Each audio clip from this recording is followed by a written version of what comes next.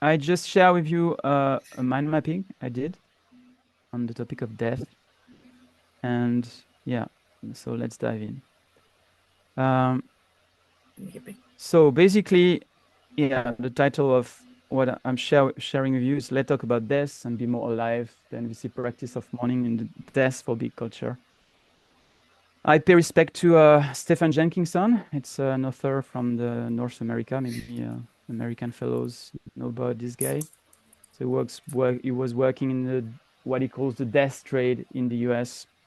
And he made this ongoing observation that actually while people were dying, they were just denying the states they were in. And so he has written a really good book whose name is Come of Age, and is actually yeah, try to make room for wisdom, actually advocating a culture where we can die with wisdom. And yes, so why it is a good point to face our own finitude. And actually, this picture that is from the I shared also on the Empathic Way website. It's from Egypt, and I took it like some days ago. I would like to show it a bit bigger. Yeah, how I can do that? Oh yes, okay. And uh, no, not this one. Yeah, and actually it's interesting because it's you see the pyramid, which basically are tomb, very big tomb for pharaoh, and this this angle actually you can see also all the symmetry, the symmetry of Cairo, and I found it was a good, I don't know, something to witness those big monuments that are the pyramids, and also just basic grave. And actually, in the end, it's the same. It's both, all our tombs. And yeah, and so this is a big thing among eras. And on the psychological development, because my point is, I mean, I work as a psychotherapist. I've been trained as a psychotherapist, and I've been trained also in France in an intensive school that use um, nonviolent communication in individual sessions therapy, and I can witness that being in contact with this finitude or not has consequences on psychological development. And for instance, if you take a caricature in the in psychopathology of narcissistic perversion, actually, the denial of death is a key core element, which means actually it's creating a rupture in the psyche, a disconnection, and actually part of the psychic energy is consumed to build this wall and to deny actually this relationship with death, which actually it's the absence of relationship with death. Um, I mean, I won't go too much into the psychopathology of narcissistic perversion, but there is the denial of death and also the denial of the origin. And from this denial, actually, it creates there's a lack of empathy toward alterity, toward others, because I'm denying something already in myself, and this is not a small thing. And it takes a lot of energy to really put away this impermanence of life. And actually, there's a bunch of tradition across the world that really try to make some remembering, to remember that yeah, someday sooner or later we will pass away. I myself was practicing in Zen Buddhist tradition for 14 years in the tradition of Thich Nhat Hanh, and we had like monthly remembering around we cannot escape death, old age, and disease. And it's not like in order to be like a sadomasochist or, it's just a way to actually seize more the preciousness of life. And that's what we're going to explore right now. So death is part of our human nature. So that's why it's a good point to tame it, actually, to tame our own impermanence. And I mean, for instance, as a younger man at the age of 20 years old, I was really trying to integrate this energy, this reality by accompanying actually people dying. And it was really a confronting experience, like terminal cancer. And yeah, and it did really something. I had a call for that because in my family, I don't know, in your surrounding, in your systemic family, how it's working, but it was more like death is a taboo, and it's still a taboo, actually. It's like the less we talk about it, the better. So yeah, making room for it creates a sense of orientation. And actually, the basic orientation is just going from birth to death. And then there's this kind of urgency to seize every moment and to make something out of it. Like it gives a sense of I'm there for a reason, gives a sense of purpose, and I want to make best use of my time. Yeah. Yeah, actually, I repeat myself, so it's I'm aligned. Yeah, from this awareness, I can value my life and my time and choose how to make best use of it. Yeah, so this basic picture actually is the Ghat of Varanasi. When you go in India, you have those ghats in Varanasi where they burn bodies. And in Western country, I found it was very shocking to me in India.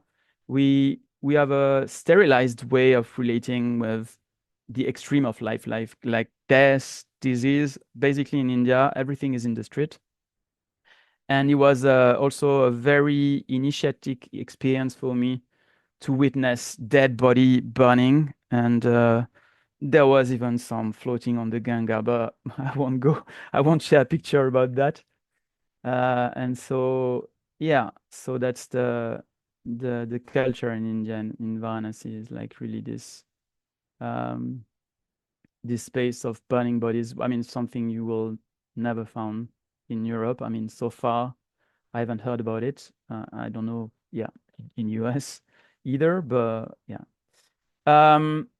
Yes, and in the end, that's what we gonna all become. I mean, that's not this one because this one is a mummy in Egypt. I took the picture of Imhotep. It's the architect who built the first the most ancient pyramid actually in the south of Cairo in Saqqara. And yeah, and in the end, that's what we all gonna become. That's the and watching this picture, you can witness what's happening inside your system, inside your body. Is there a movement of rejection? What's the emotion coming up? Is it fear? And actually, it's like on a cellular level, it can have really a strong impact to confront oneself with our own finitude.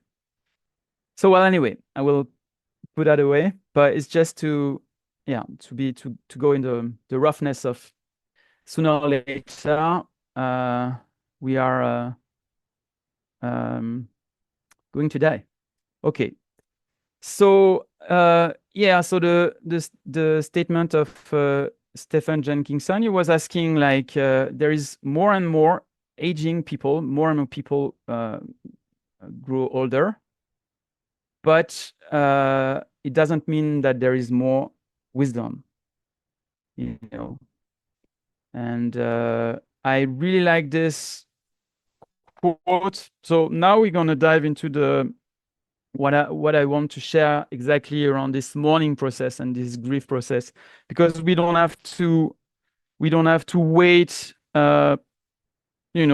death to start training oneself into this art moriandis. It's like the art of dying, which is actually also the art of living. And there are some point the direction how we can do that. Um, I mean, on my side, I'm a Buddhist practitioner, and I practice for now more than 10 years. After Zen, I started to practice Vipassana, my ability to make best use of this life. And so I read this text from Stephen Jenkinson. Uh, yeah, and he was having an insight which I found is very similar from the one road between different currents and that talk about the same thing. So he says basically, so love is a way of grieving that which has not yet slipped from view, but love is whispering to you, grief is whispering to you that that's a time-limited arrangement, that you realize that be you a Buddhist or not a Buddhist, something about grief is teaching you about the impermanence of things. Even grief itself is impermanent, and that impermanence tempers your understanding of love. That love's not eternal, and that the object of your love is not eternal either. What I like about this text, apart from the remembering of the impermanence, is that he's mixing love and grief together. And I always get it. I mean, I'm always inspired by the quote I received from Robert Gonzalez, who were saying you always feel pain for something you value. And mainly when there is this denial or this avoidance of the pain, in the same time, there is the distanciation with what we value, actually. There's a kind of anesthesia when we diminish or we numb our pain, then in the same time, we numb our capacity to expand and to welcome life fully. And so love and grief are very close by, very goes really together. Maybe with the exercise afterwards, we will dive into the experiment of it. So that's for Stephen Jenkinson, and here is the one from so I was saying a path toward wisdom is really integrating this grief mourning process. Basically in NVC, grief and mourning are when you have unmet needs, and so there is a daily day-to-day practice that can be applied. I mean, it's not can be on my side. I practice it every day. This practice of grief and mourning and it's a way to integrate and digest life.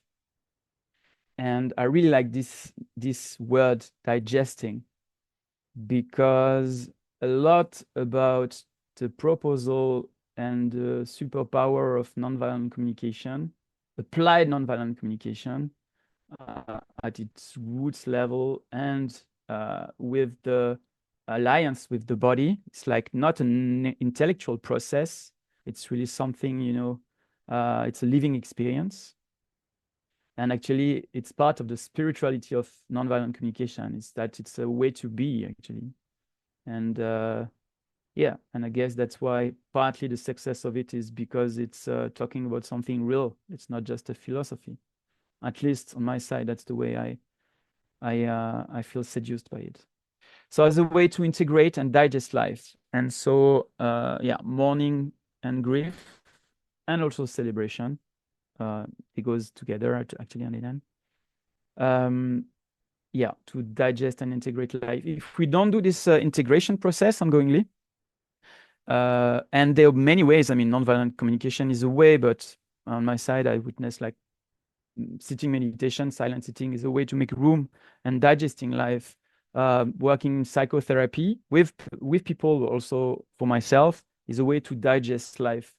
And from this digestion, there is also a rise of consciousness. It's like I get more aware of what it means to be alive, and my daily experiment, I can take it in, I can digest it.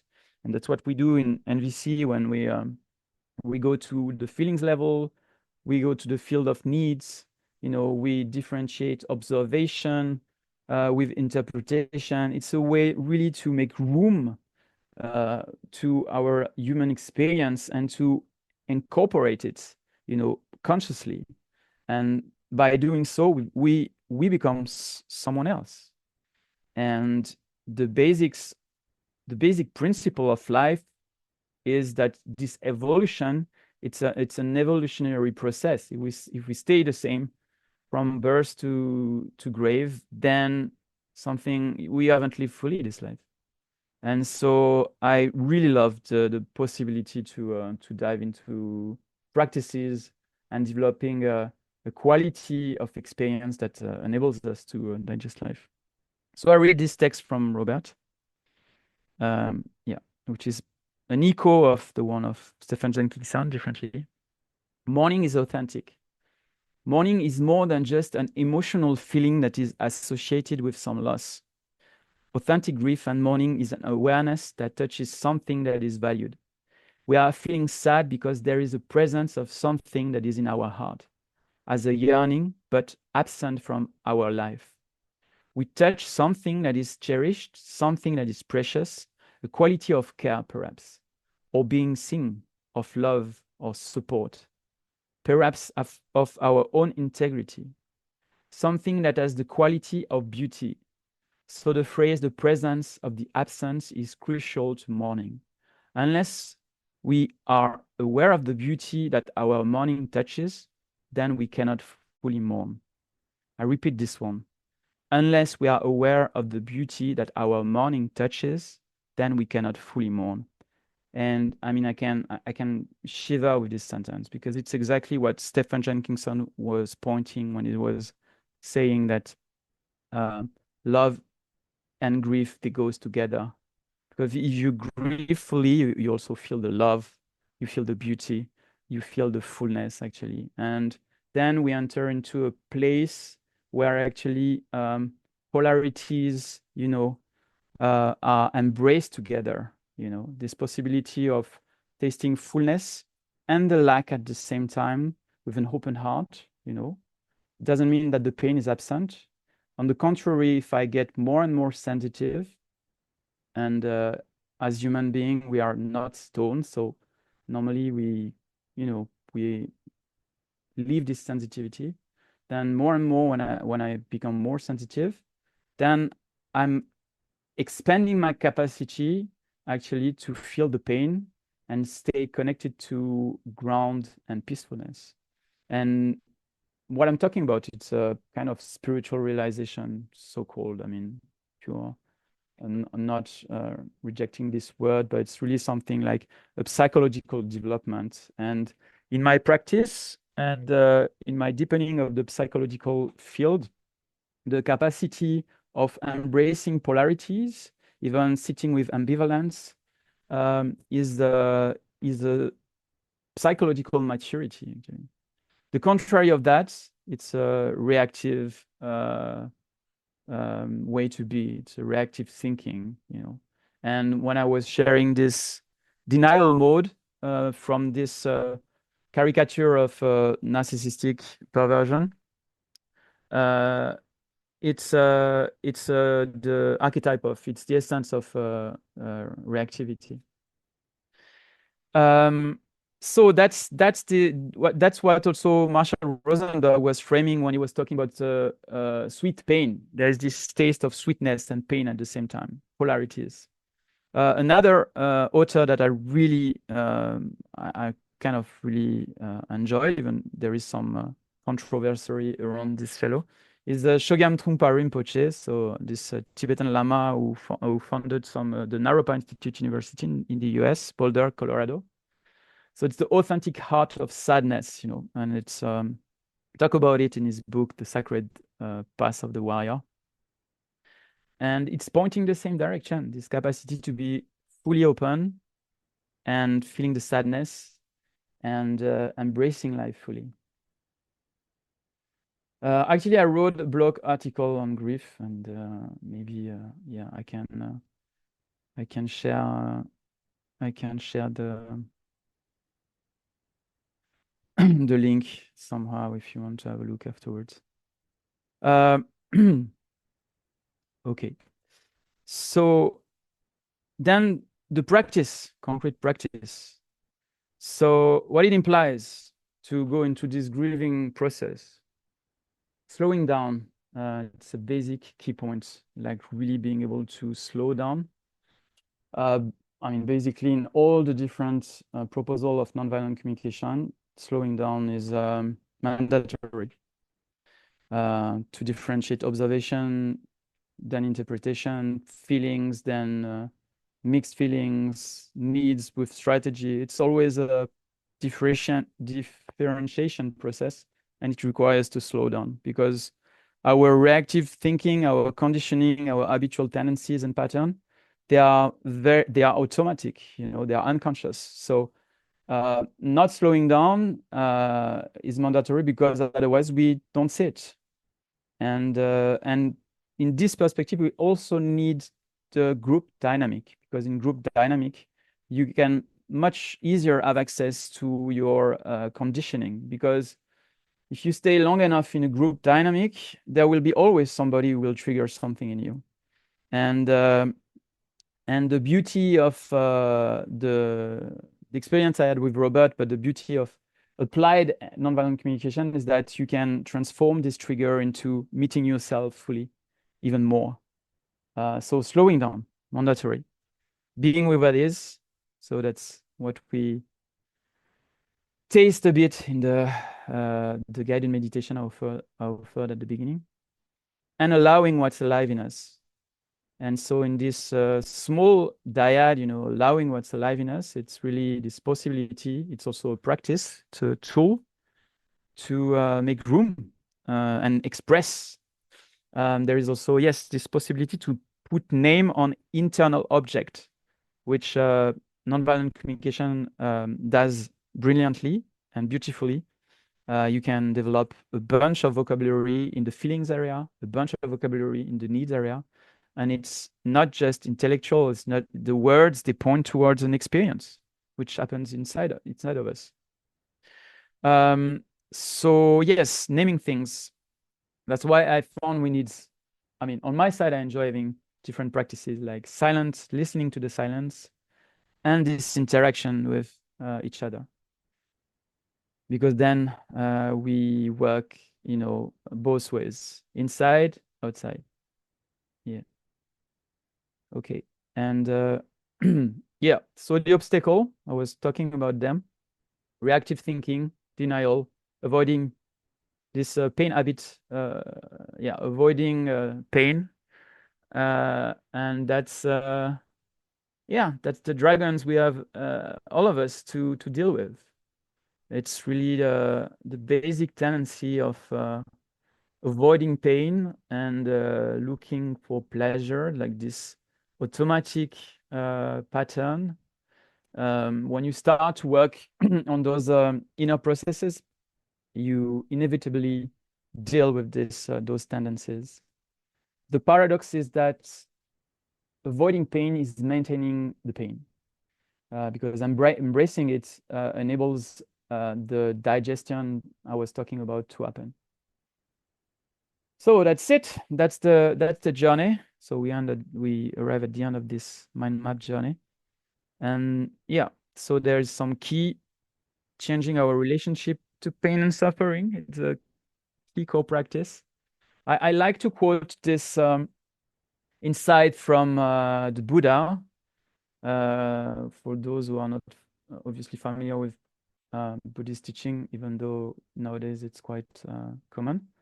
But the first noble truth of the Buddha amongst the four noble truths is that the reality of pain, the reality of suffering. And I like this practical, concrete statement that the suffering is the fuel for actually walking on the path. And it can, at first sight can appear to be like I said before, like a bit masochist perspective, but actually it's realistic and it's practical. And actually from this statement, we can alchemize, when you stay, to make it simple, when you stay in a denial mode, you haven't started to relate with what is. And so you avoid also the possibility to grow from making room for it. Okay, it's a lot of words, so I'm not going to put too much words. Yeah, so training into the sweet pain, changing our relationship to pain and suffering. Yeah, And yeah, and that's what I will offer also in the next session after this this workshop. I will talk about it later on. Okay, I'm up for some Q&A. I will remove the screen sharing, and just one or two questions about how it lands in you to have a sense of connection. Hello, Pierre. It's Annalise. In Canada, I really like this. And we are having a movement here in Canada to allow for medically assisted dying. And that's the challenge. So I'm wondering what's happening in the rest of the world with that and, the opposition, but at least it puts death in the newspaper at least once a month with activation or letter writing or presentations, and of course the hospice movement and that kind of thing. That I think as we age in North America, this lengthening of 6 months, 1 year in hospital, and that doing everything to keep you alive or keep me alive is going to have to be, it's becoming more and more awareness is more and more choice. Yeah. Yeah, that's really the statement and the consciousness rising of Stephen Jenkinson in his book is like really, yeah, the possibility to die naturally and not expanding life forever, which is yeah, like the title I gave, like this death phobic culture. Death You don't, phobic, yeah. yeah. Yeah. Thanks for Thank you. sharing, Annalise. Yes. Yeah, there's I don't know, I didn't check the order. There's Leah and Ambra, so Corey, I don't know if you were on it. Yeah. Okay, Leah, maybe you want to start first? Yeah, hi. I got stuck on something that might not specific for your topic, but still, there you said this that you really have to feel the pain, and somehow in another session someone said there is no growth in overwhelming. So I was Yeah. thinking of the sense and asking if there's a point where something needs to become milder before I can feel it, if there. Yeah. Yeah, that's okay. I take you in. I take your statement. One thing is definitely, yeah, it's easy to talk about it and say, okay, that's the way, but the question is how to do it, and it's like training a muscle. So what you share, what I hear is like, okay, somebody was talking, there's no point about being overwhelmed, and at the same time when the pain is there, so how to handle it. I got you correct? Yeah, something like that. Yeah. And so, yeah, it's training this capacity to make room for it. And it's really like practices that can enhance this capacity. I mean, on my side, for instance, I do mourning and celebration process every day because I have a chance to have a beautiful partner to do that. And also I train regularly to make room inside. And so it's the first thing is, it's an intention to develop this possibility. And like I like what Robert was sharing and embodying is that we don't have to do it alone. When we receive empathy, we receive support to make more room and to be able to care for what's there. So when it's overwhelming, then it's just the sign that we might need support, and we also might need time. It's like you don't have to rush. Even if we die at the end of this life, maybe it will be in the next one, depending on your beliefs. Thanks, Leah, for the statement. Yes. Thank you for answering. Yes. Okay, Umbra, and then after we will switch to some practice. Yep. Yeah. Thank you. Yeah, I just want to ask something maybe generic around, you say something important around the narcissism. Yes. And about the part that maybe I have or someone have. You say really something important that I missed around that I have to work on my part to be able to, I don't know what, outside. It's like, I don't know. I get the sense that if I met this kind of people in my life, I have to do some work around my part that I have repressed. Can you explain me more around that? It was really interesting. That's it. Yeah, there's two things. I mean, what I hear in your question, Umbra, first is like, if I got you right, it's like what I do. I mean, something around if I meet like narcissistic in my life, it's because I have some work to do on myself, or okay, I will make it simple. There's one thing. The first thing, if your statement is around, if I meet people like this, what does it tell about me? I mean, on my side, what I get from it is like it tells that I need to develop self-love. Because when I develop self-love, it will be very difficult to put myself into a situation that won't care for what I cherish, you know. So developing self-love is the way. And so that's in relationship with narcissistic people. And what I was stating about the caricature of this psychological development of denial is, and I like the way you frame it. It's there's a wisdom for each of us. It's like, where are the things inside myself where I am in denial, where I am avoiding something, you know. And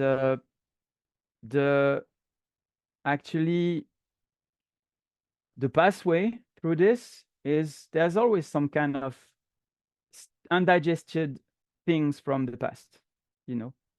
And every time I'm avoiding something, it's a bell knocking at the door saying, okay, you can look deeper inside your own story, your own life path. And it's an opportunity, it becomes then an opportunity to make peace with something inside. And so then it requires also some specific space to go in. And yep, I don't know if it's answering. I don't want to take too much time. You can, yep. Is it providing something, Umbra? Yeah, I just want to ask you, too much. It's about past life, or it's about my life in the past, which I know a lot around my parents. All my parents are narcissists. Of course, I have a lot of narcissists. Yeah. I mean, it depends on your core belief. I mean, on my practice, there was sometimes some manifestation in people that have no relationship with what they experiment in this present life. So, but without caring for past life, we have already a lot to deal with our own past in this life. So exactly, yes. It's enough in my case. Yeah, exactly. Maybe. Yeah. Okay, thanks, Umbra. Thank you. Okay, I feel a bit tense, but I would like to offer space for Haile. Is it possible that you keep your question for the end if we have some time, or it's really a hot potato? Well, maybe just, I don't know if it will help us with the practice of if someone has much difficulty seeing any beauty or love, if there's really only regret, they are really stuck only seeing the pain. Yeah. I mean, the thing is that this person needs to receive a bunch of empathy first. That's the thing. I don't see you anymore, Haile. So if you have left, it's sad. It's sad. But okay, you're there. Okay, sorry. That makes sense. Yeah, a bunch of empathy, and before something starts to relax inside, and that love starts to flow again. And I like this sentence I got from Freud when I was studying in psychotherapy. Is like he was stating that there's no recipe for grief and mourning. I include regrets, because there's an element of grief inside. There's no recipe, and also there's no quantity of time. For people, it might take 1 year, 7 years, the whole life, you know. And it's just like being gentle with oneself. Yes. And I hear in that too, like we're not rushing it. Like if we are supporting other people, it is really in their time. Yeah. Yes. Yeah. Yeah, I like this quote that says, infinite patience gives immediate results. And it's from the Course of Miracle. And I'm not that much inspired by this book, but this sentence, I got it from a teacher, and I really, in accompaniment, in every kind of listening, I mean, the basic power of empathy is that you don't want the person you're listening to be an inch different than, a millimeter different than what he is. And so then, yeah, it's not by pulling salad that they will grow faster. It's just organic movement. Yes. Thanks, Haile. Okay. So does anyone wants to experiment this morning practice? So I'm up for accompanying someone shortly to make a demo, and then after we switch into practice, pair practice. So anybody wants to, yeah, I don't know. Nobody is in pain right now? Okay, I frame it differently. Is anyone is in pain and is brave enough to show up and share his own statement and receive some potential empathy from me? I mean, if I manage. There were two people already, but now there's one hand raised already. Do you see? Okay, sorry. Okay, yeah. Okay, Claudia and Chiara. Okay. All right. So Claudia, you were alone in the diet, so I don't know. I feel openness to care for you. I don't know how is it for you, Chiara. Anyway, we will have the possibility to practice together. Okay. So let's go for it. I hope I managed the Brooklyn accent. You need to switch on your camera. Sorry, Yes. your sound, yeah. Yeah. Just to, yeah, okay. Okay, let's go for it. Okay, Just in first, my alone, yes. first, So we Claudia, yes, sorry. First, just to have a sense of checking how you feel, but sometimes you disappear from the screen. Because you're on the other page. Okay, gotcha. How can I manage that? Okay, well. I would try to pin you both so you see her all the time. Wait a sec. Okay, anyway, that's fine. So how you feel right now? Oh, thanks, Corey. Just like in the moment, showing up with everybody and what's inside your system. How you feel? Okay, I feel a bit uncomfortable. I have to think that there is nobody but you in front of me. Okay, yeah, so there's already a sense of discomfort. Mm-hmm. Just for clarity, is like there's some kind of tension around. What is it? If you explore it, it's like need for safety, some kind of fear. What is it? I have a hard time naming my needs. That's something I have to work on. But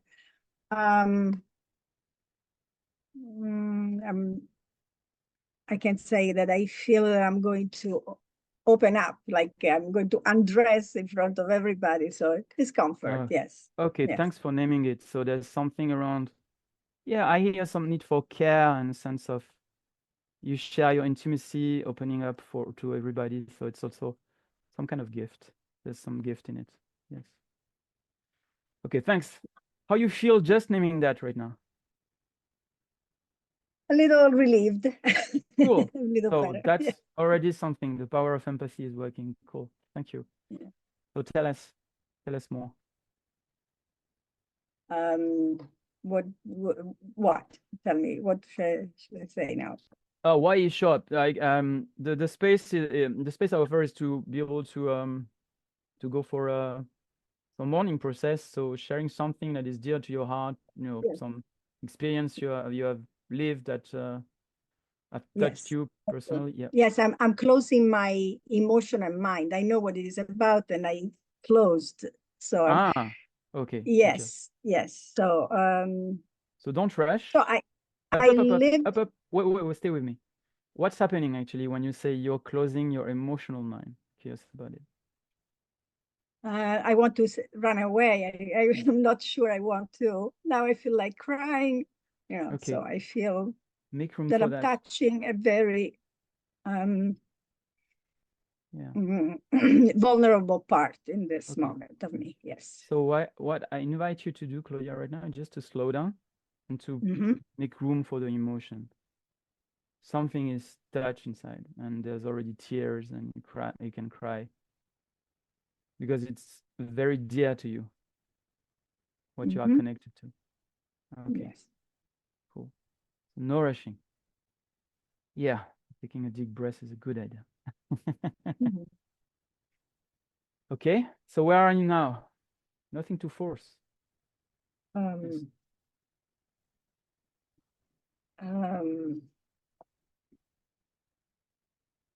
I am in the awareness that life is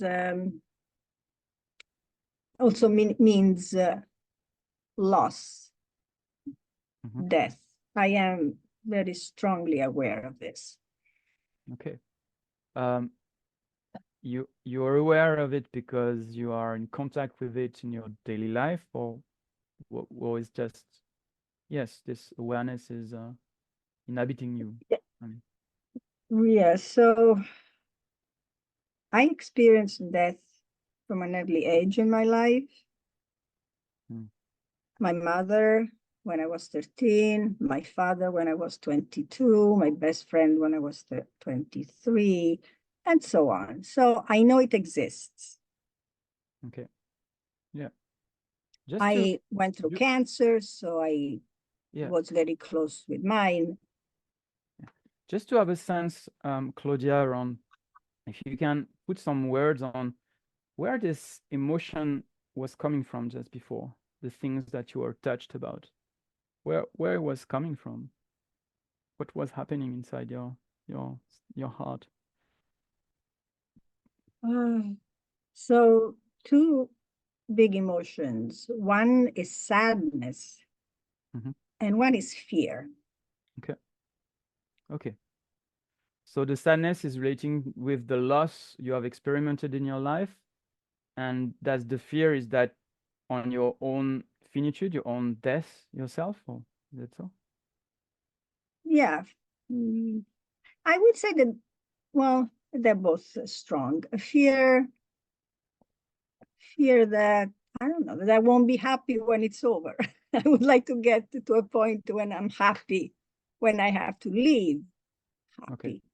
You know, yeah, I'm not resisting, or yeah, to accept. Okay. Yes. Okay. So what you're wishing for by showing up right now, about putting your experience in the group, is you would like to be at peace and being in a state of non-resistance with what exactly? With this finitude? Yes. Okay. With death. Okay, with death. You know, conceptually, I really understand it exists. I've lived it on my body, on my. Okay. I still do not accept it. Okay. Can you describe us then what's your experience of non-acceptance? What is happening?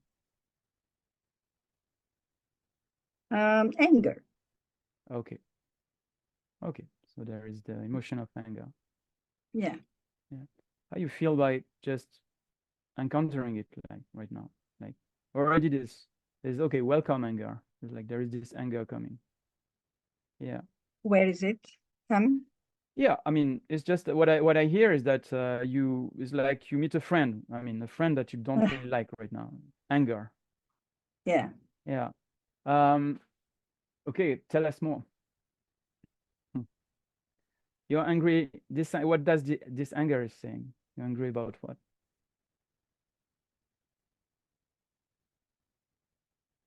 Oh, anger that good things end. That love, that people go away. Yeah. You know. Okay, so yeah, there is this anger that good things ends. Yeah, that people go away. How it feels to put words on it already. How you feel inside yourself and in your body. How is the anger now? Increasing, decreasing? It's decreasing. It becomes more sadness. Yes. Yeah, thank you for expressing it. So I just name shortly what you are sharing with us right now, because I find it's a enlightening point. Yeah, so the anger starts to become sadness, and I sense then something is softening inside. That's all. Yes, no, you're Okay. right. Yes. Okay. Yeah. So yeah. What does this sadness is saying right now? When you are in contact with this sadness, it's the sadness of what? You're sad about what?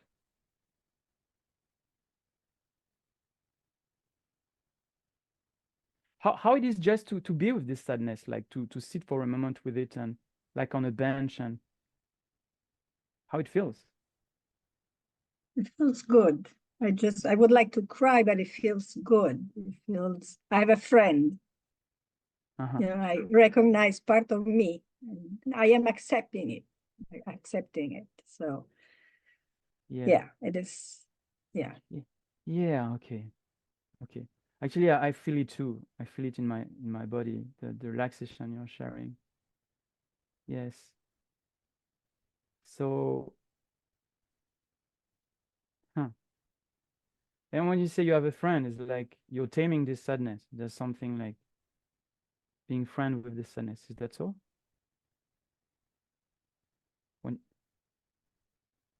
When you say you have a friend, what do you mean?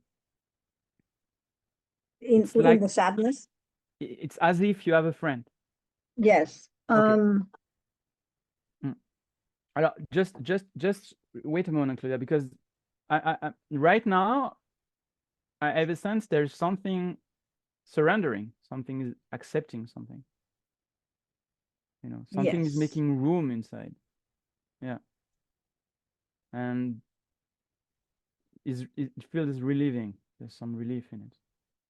Some relief, yes. Okay. When you are here and you reconnect to the first trigger, the things with this good things ending, and you know, the loss of people, how is this experience now? How you feel now with it? hmm.